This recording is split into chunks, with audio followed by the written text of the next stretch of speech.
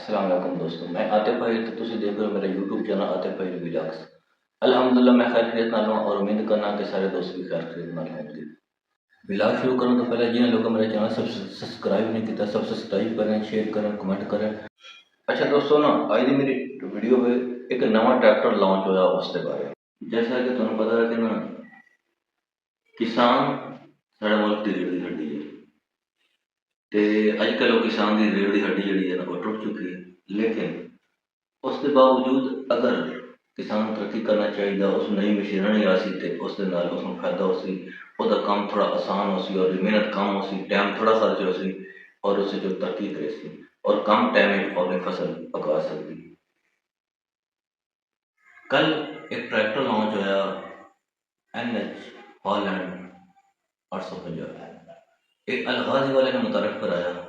इसकी तकरीब कल PC होटल लाहौर मुनक्किद हुई तो इस दे नाल किसान लोगों को काफ़ी हम फायदा हो जाए क्योंकि जितनी ट्रैक्टर की कंपनियां सन मशीनी थोड़ी सस्ती हो सी और किसान को पैसा से किसान मजीद तरक्की कर सके। इस ट्रैक्टर के नाल काफ़ी लोगों की उम्मीदा वाबस्ता ने। ये ट्रैक्टर जोड़ा है ना पहले एक दबाव ट्रैक्टर है उसमें थोड़ा काफ़ी दिता गया।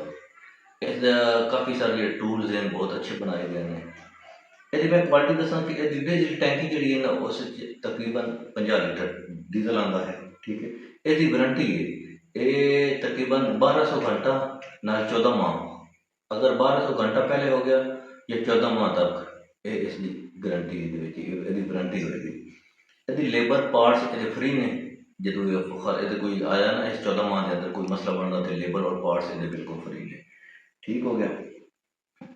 ਇਹਦਾ ਮੋਬਾਈਲ ਜਿਹੜਾ ਹੈ ਨਾ ਇਸ ਦੇ ਵਿੱਚ 12 ਲੀਟਰ ਪੈਂਦਾ ਤੇ ਇਹਦਾ ਕੂਲਿੰਗ ਸਿਸਟਮ ਬਹੁਤ ਆਲਾ ਕਿਸਮ ਦਾ ਵੇ ਤੇ ਟਾਇਰ ਇਹਦੇ 18 ਦੇ ਟਾਇਰ ਨੇ ਤੇ ਇਹਦੀ ਕੁੱਲ ਕੀਮਤ ਇਹ ਤਕਰੀਬਨ 37 ਲੱਖ ਰੁਪਏ ਹੈ, ਠੀਕ ਹੈ।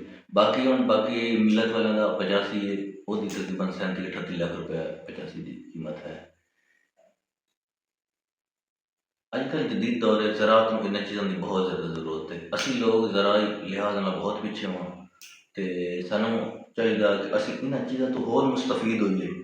असी जितने मुस्तफीद हो साड़ा अपना फायदा है तो सानू चाहिए असी मशीनरी आए जितनी मशीनरी ज़्यादा होएगी साड़ी ज़राअत तरक्की करेगी।